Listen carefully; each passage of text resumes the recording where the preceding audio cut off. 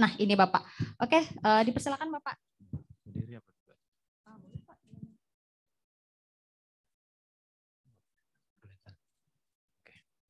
Terima kasih Mbak Moderator. Assalamualaikum warahmatullahi wabarakatuh. Salam sejahtera buat kita semua. Pertama-tama saya mengucapkan selamat kepada Jaan ya, karena berhasil dan sudah menginisiasi acara yang menurut kami itu sangat baik sekali ya, di mana kita sekarang mengadakan konferensi kesejahteraan hewan Indonesia yang pertama. Bapak Ibu sekalian yang saya hormati, yang mungkin tidak saya sebut satu persatu. Sebelumnya saya ingin memperkenalkan diri terlebih dahulu. Saya dengan Dr. Hewan Hasudungan Asida Balok. Jadi saya memang, maaf, saya bukan mau flexing atau apa. Tadi terusik dengan pernyataan dari Mbak Moderator terkait dengan pembangunan yang berkelanjutan. Kenapa saya sampaikan gelar saya doktor? Karena kebetulan S3 saya itu saya ngambil ilmu lingkungan. Jadi memang itu sangat berrelevan sekali dengan apa yang namanya konsep pembangunan berkelanjutan. Jadi pembangunan berkelanjutan itu adalah pembangunan sekarang ini kita tidak bisa mengorbankan hak dari generasi yang akan datang. Jadi kita tidak bisa egois. Dan itu juga ada relate dengan One Health tadi ya, yang sudah banyak disampaikan oleh para keynote speakers sebelum saya. Jadi saya bertugas di Suku Dinas Ketahanan Pangan, Kelautan, dan Pertanian Jakarta Selatan sebagai Kepala Suku Dinas. Kalau tadi yang memberikan sambutan itu Ibu Eli, itu Kepala Dinas di tingkat provinsi, dan saya Kepala Suku Dinas di tingkat Kota Administrasi Jakarta Selatan. Dan saya sekarang sebenarnya ingin menyampaikan kepada Bapak Ibu sekalian bahwa di Jakarta itu, di Provinsi DKI Jakarta, ada 5 kota, ada 1 kabupaten. Dan saya merasa mewakili dari teman-teman saya di wilayah Jakarta lain.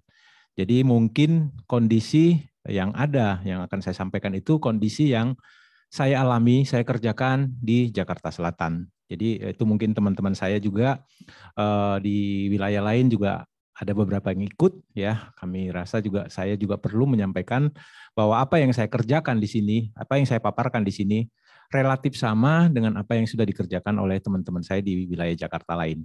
Terima kasih. Jadi yang menjadi latar belakang sebenarnya tadi terkait dengan kolaborasi. Kita bicara kolaborasi dulu.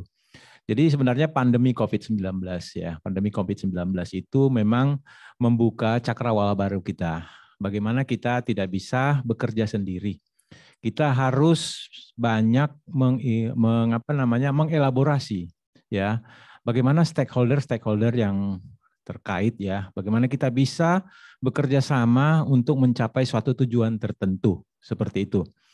Apalagi mungkin Bapak Ibu sekalian sudah mengetahui untuk kondisi COVID-19 yang kita alami bersama pada tahun 2020 ya, banyak effort, banyak dana yang digunakan oleh pemerintah untuk mengendalikan COVID tadi. Jadi memang untuk pelaksanaan kegiatan-kegiatan khususnya terkait dengan kesehatan hewan, kesehatan masyarakat veteriner itu terkonsentrasi kepada pengendalian COVID.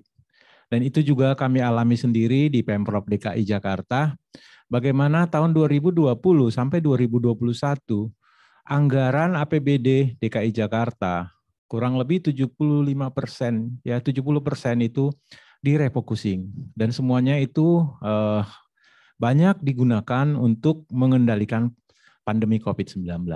Jadi memang kami dari Suku Dinas Jakarta Selatan berusaha untuk berkoordinasi bagaimana pekerjaan-pekerjaan kami untuk mengendalikan penyakit hewan atau penyakit zoonosis itu bisa kita laksanakan.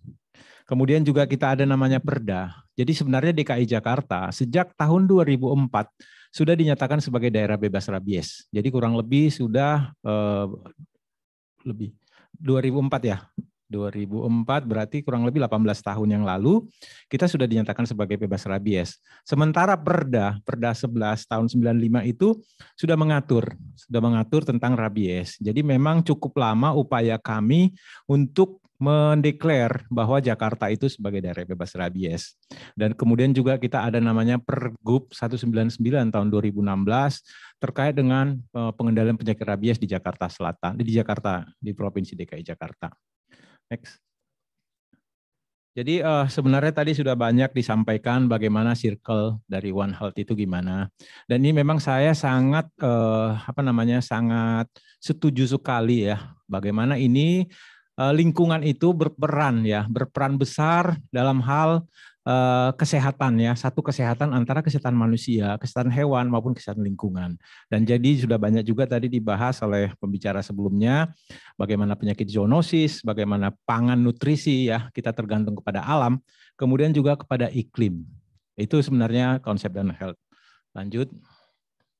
Ini yang menarik sebenarnya 5 prinsip freedom dari kesejahteraan hewan ini. Jujur saja saya baru tahu bahwa ternyata dari tahun 1965 ini sudah digagas oleh salah satu peneliti dari Inggris tadi saya lihat. Dari tahun 1965. Bagaimana kita sangat ketinggalan sekali ya. Baru awal-awal tahun 2010 atau akhir 2010-an di Indonesia ini mulai kita galakkan. Sementara dari luar negeri, dari Inggris, saya lihat tadi dari tahun 1995 sudah ada, dan mereka itu berarti memang sudah berpikir jauh udah untuk penyakit-penyakit kesejahteraan hewan tadi. Nah, sekarang kepada topik. Bagaimana memang untuk di Indonesia sendiri, lanjut. Jadi memang di Indonesia Indonesia juara dunia ya dalam hal konten ya. Sekarang ini banyak sekali konten-konten di media sosial ya, orang berlomba-lomba untuk mendapatkan subscriber, untuk mendapatkan like ya, untuk menjadi viral, FYP segala macam. Ternyata di Indonesia itu paling banyak sekali. Jadi berdasarkan hasil penelitian bahwa kurang lebih 33% konten penyiksaan hewan di media sosial itu di-upload atau dilaksanakan oleh penggiat media sosial di Indonesia. Padahal sebenarnya tujuannya juga nggak jelas kalau kita bilang ya. Tujuannya hanya untuk supaya viral aja, supaya dia ngetop sesaat. Padahal tidak tahu bahwa apa yang dilaksanakan itu sebenarnya sangat bertentangan dengan prinsip kesejahteraan hewan tadi. Jadi ini sebenarnya saya highlight sedikit contoh-contoh ya, contoh-contoh. Oh ya, ya sebentar. Jadi ini ya contoh-contohnya bagaimana mungkin siksa anjing miliknya seorang perempuan di Cipondo dilaporkan ke polisi ya, seperti itu. Nah, sekarang selanjutnya berhenti sebentar. Lanjut aja. Oke, jadi terkait dengan kolaborasi, kondisi di Jakarta ya, saya sendiri bekerja di tahun 2006 di Jakarta. Jadi persepsi untuk mengendalikan kucing liar dan anjing liar sampai dengan sekarang agak berbeda yang ada di pikiran saya. Kalau dulu kita menangkap anjing dan kucing liar, bagaimana caranya supaya anjing dan kucing liar itu bisa kita tangkap tanpa dalam tanda kutip, tanpa memperdulikan cara atau media bagaimana supaya kucing-kucing tersebut lebih sejahtera. Tapi ketika kita sudah berkolaborasi dengan atau mendapatkan input dari beberapa komunitas penyayang hewan, sekarang kita sudah lebih aware dan sudah lebih peduli kesejahteraan dari kucing atau anjing yang akan kita tangkap. Itu memang sebenarnya salah satu kolaborasi atau salah satu manfaat dari kita sering berinteraksi dengan komunitas seperti itu. Kalau sekarang kita menangkap kucing liar sesuai dengan pengaduan warga, kita hanya menitipkan kandang. Nanti warga atau siapapun yang tidak ingin kucing tersebut ada atau anjing tersebut dipersilakan memasukkan ke dalam kandang. Nanti setelah penuh baru kita bawa ke shelter seperti itu. Itu memang berbeda dengan sebelum tahun 2017 ke bawah. Itu sebenarnya ya. Kemudian juga bagaimana juga pengendalian dari topeng monyet. Sekarang ini memang selagi banyak topeng monyet yang ada di Jakarta.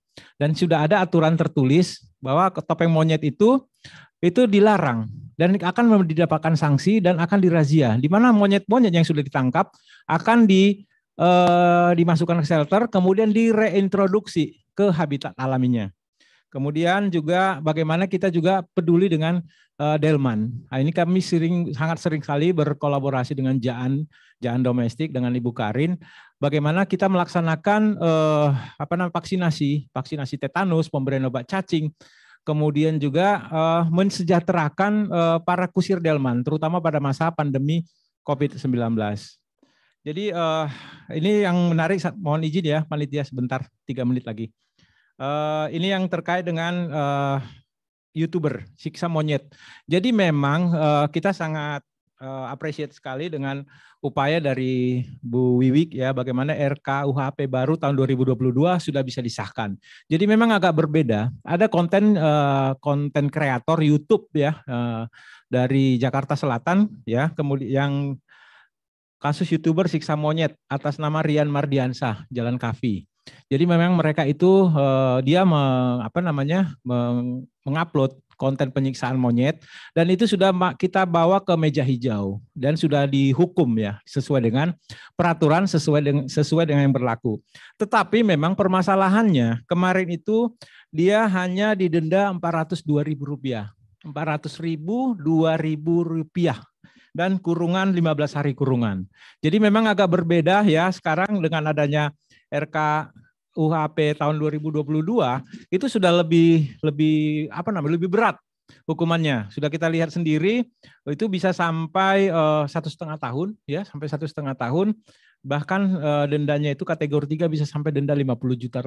Dan itu memang sangat kita syukuri ya. Karena apa? Karena itu bisa menimbulkan efek jerah dari orang-orang yang suka menyiksa atau mengeksploitasi dengan tidak baik. Baik itu hewan maupun satwa liar.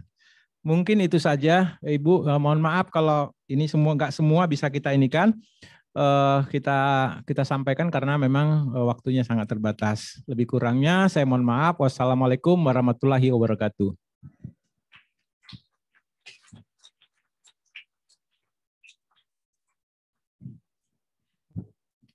Ya, terima kasih Dr. Hasudungan yang tadi sudah memberikan beberapa update dari Dinas Ketahanan Pangan, Kelautan dan Pertanian Jakarta Selatan. Seperti